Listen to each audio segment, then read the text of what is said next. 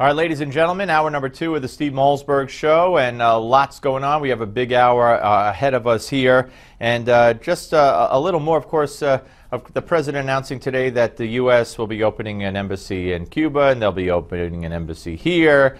And, you know, he says it in such a defiant tone. You know, the policies of the past don't work, and we're not going to go back to the future, the failed policy.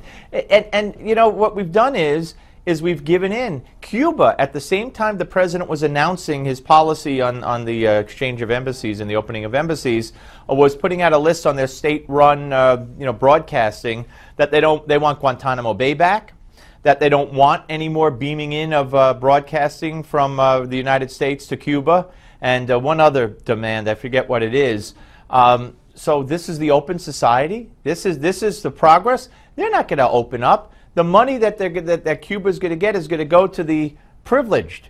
And yeah, Raul Castro's going to die off one day, and the Castro regime will die off one day, but they already have people coming up the ranks, and they're living better than anybody else, so they're going to want to keep it that way. It's a sham, and it's it's Obama's dream. He made friends with Iran. He made friends with Cuba. He dissed and made, I won't say enemies, but certainly lessened the relationship with Israel. He tried to get the Muslim Brotherhood in Egypt. They got thrown out, and he's ticked off at that. This isn't all by accident. This is who Barack Obama is, and it's not good. When he says, how many times have you heard him say, it's not who we are, no matter what the issue, okay? It's not who we are. You know what? He is not who we are. That's what we should start saying. We should hashtag that. Mr. President, you are not who we are. All right, let's welcome in just a second Matt Kibbe, President and CEO of FreedomWorks. But first, let's watch this. Both parties have stood in the corner and held their breath and waited to get their own way. Both parties have led us to believe that in America, a country that was built on compromise, that somehow now compromise is a dirty word. If Washington and Adams and Jefferson believed compromise is a dirty word, we'd still be under the crown of England. All right. Again, I don't know who they compromised with. Maybe it's someone said yesterday. Maybe it's the Common Core version of history. Matt Kibbe, President and CEO of FreedomWorks, FreedomWorks.org, author of "Don't Hurt People and Don't Take Their Stuff." A Libertarian Manifesto is with us. Good to see you again. Good to see you, Steve. All right. So before we get to the person that you are supporting for President of the United States, what do you think of Christie? Well, it's funny to see this almost magical makeover. He's now this kinder, gentler version of Chris Christie, and I'm not sure it's that credible because he's clearly sat down with some campaign consultants, probably watched some focus groups, and realized that just randomly yelling at reporters is not a good strategy. But I love this notion of compromise and bipartisanship, because in Washington, bipartisanship to me is usually splitting the difference on someone else's bad idea. You do have to work with the other side, and you're seeing other guys, Tea Party guys like Ted Cruz and Rand Paul, working with progressives on things like criminal justice reform, but it's not compromise. It's coming together on a shared set of values that are American, right? Right. And you know, he blames Republicans equally with Democrats. And yeah. Peter King was on yesterday and said, no, it's 90% Democrats. I mean, you can't compromise with radical leftists. Like you said, it's got to be a shared belief. If there's something there, yes, but to compromise and you're way over there, I'm way over here, sure, we'll meet in the middle and you're still way over here. Right, yeah. What is half of Obamacare? Right. It's still a wrecked healthcare market. Or any of the other immigration reform or anything else that he wants. Okay, so you have a PAC to support Rand Paul. Talk about that. Yes, I've actually stepped aside from FreedomWorks because I was looking at this presidential field. I'm proud that our movement has repopulated the field, but I'm looking at one guy that both stands on principle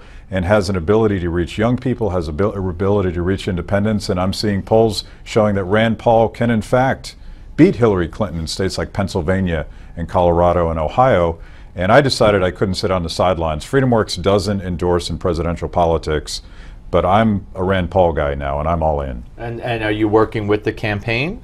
Well, we're a super PAC. It's yes, called Concerned American Voters, right. And we can't coordinate with the campaign. These are the right, finance rules we live with. So our job is to organize people on the ground in states like Iowa and get out the vote. We're going to win the same way that Barack Obama beat Hillary Clinton in early primary states going back to 2008. It was on the ground. It's such a crowded field. How does that help or hurt Rand Paul? I mean, 14 candidates now, and you got Kasich they're talking about coming in, and of course the governor of Wisconsin hasn't announced officially yet either. Yep. So we could have 16, 17, 18 people by the time it's all said and done. Yeah.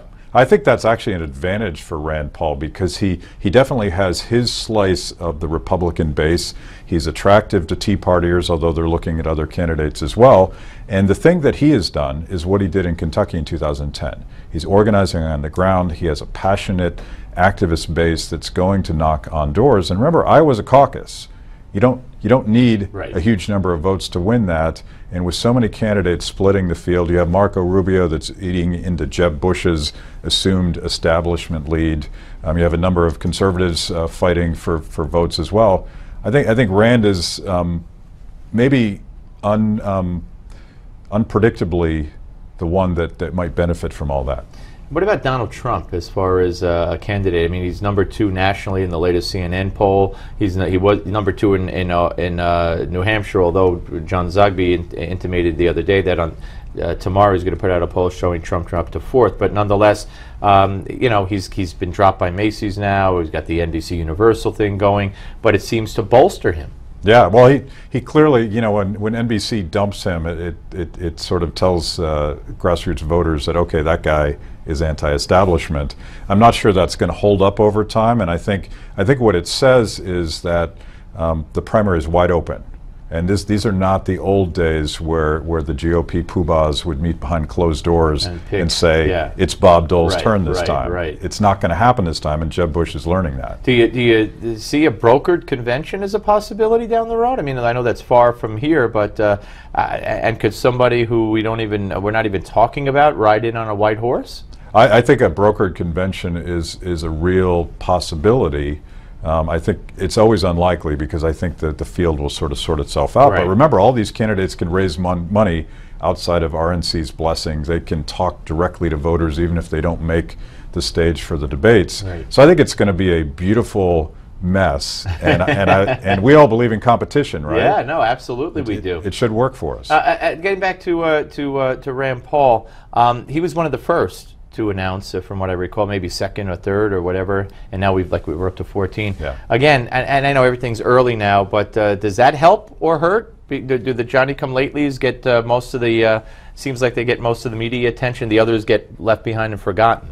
Yeah, you're going to see every time someone like Donald Trump announces, there's going to be a spike, and people are paying attention, and they're like, "Oh, let's take a look at that guy." But I think the reason that Rand got in early was to build that machinery on the ground. And remember, he's never going to raise the kind of money that a Jeb Bush can raise. A lot of DC lobbyists don't think he's lobbyable, so they're not going to invest in that. But if it's slow and steady, building from the bottom up, that's Rand's model, and that's how he's going to win. What is the single most attractive quality or policy or whatever about Rand Paul that drew you to him? I think he's both principled, and he understands how to work the Washington process. I watched the way that he schooled Mitch McConnell on this recent debate over the NSA, and that was a great combination of outsider who's willing to disrupt, also working within the process. That's what we need in Washington. Someone's going to shake it up, but in a way that actually gets us where we're trying to get. And on the criticism that some have over foreign policy being too much maybe like his father with the Middle East and whatever, and we don't belong anywhere, isolationist, where do you fall on that? He's not like his dad. His dad is an isolationist. I think Rand's a realist, and I think you know, there's obviously candidates who are going to hit him with that because that's potentially damaging to him.